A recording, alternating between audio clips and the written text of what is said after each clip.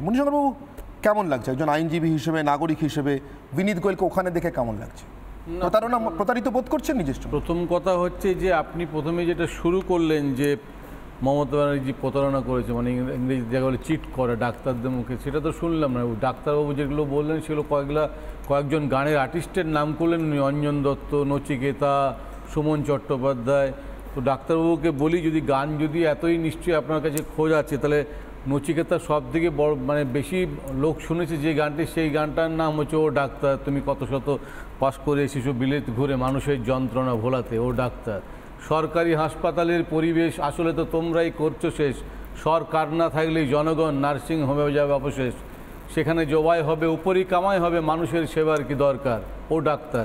সেইটিও তাহলে উদ্ধৃত করতে হয়। অ্যাকচুয়ালি ব্যাপারটা তা নয়, আমাদের ডাক্তার দিকে দরকার, মানুষের দরকার। মমতা ব্যানার্জি দেখেছেন ডাক্তাররা অনশনে বসেছেন, সেই জায়গা থেকে না সেই জায়গা অসুবিধা কি হচ্ছে জানেন তো?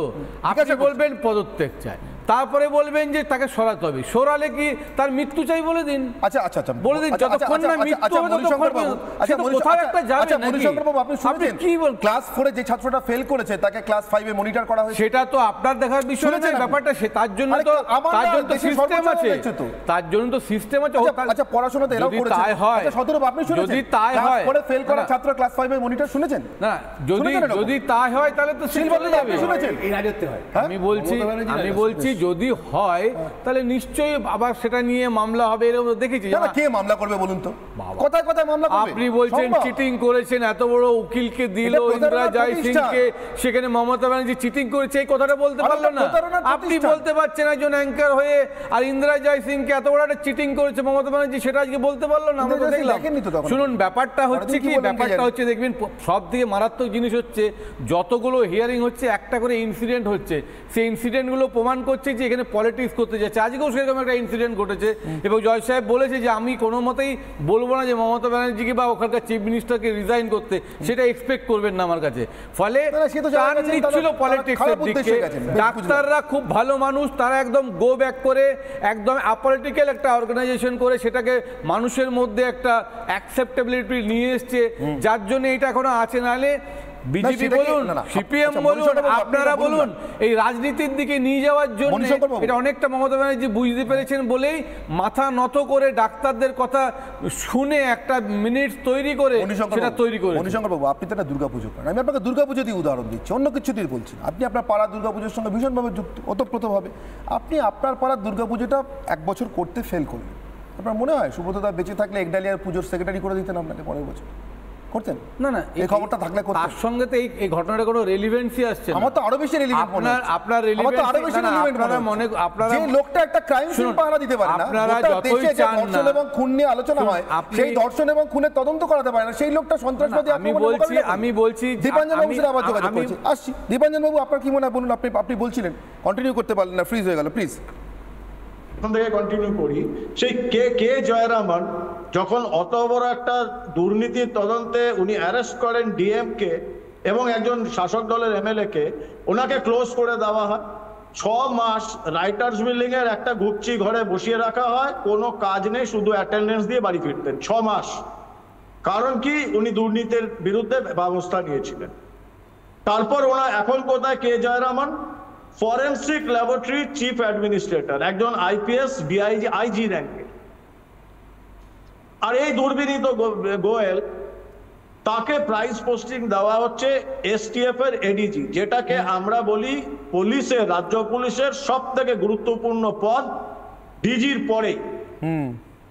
কেন ওনাকে ক্লোজ করা যেত না? কম্পালসারি ওয়েটিং এ রাখা যেত না? অথবা সন্দীপ ঘোষের মতোই অফিসার অন স্পেশাল ডিউটি করে রাখা যেত? এখন ওকে যে স্পেশাল টাস্ক ফোর্সের ডিজি করে রাখা হয়েছে, সেই স্পেশাল টাস্কটা কি? বিরোধীদের ফোনে নজর রাখা। এই লোকটা কি পারবে কোনোভাবেই সন্ত্রাসবাদী দমন করতে?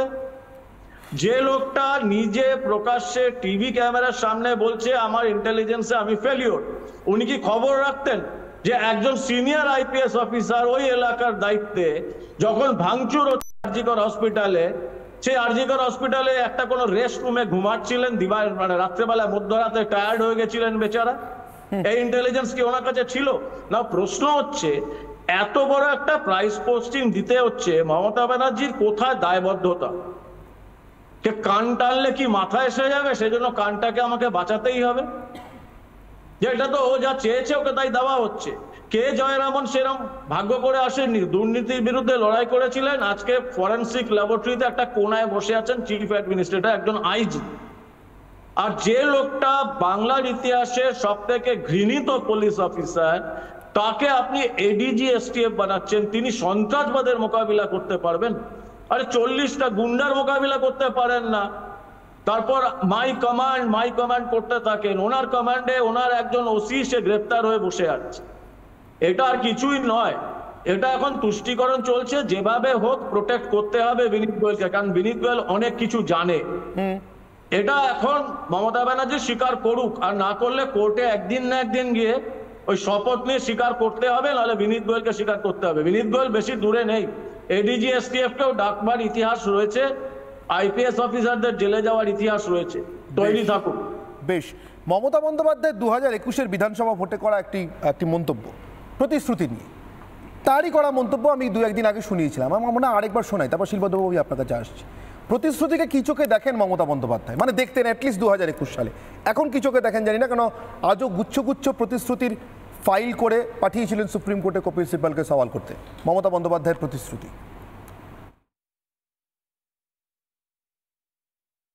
আবার কি? প্রতিশ্রুতি কথাটাই ভাওতা। প্রতিশ্রুতি মানেই প্রতারণা, আর প্রতিশ্রুতি মানেই চিট করা। ইংরেজিতে বলে চিটিংবাজ, চিট করা।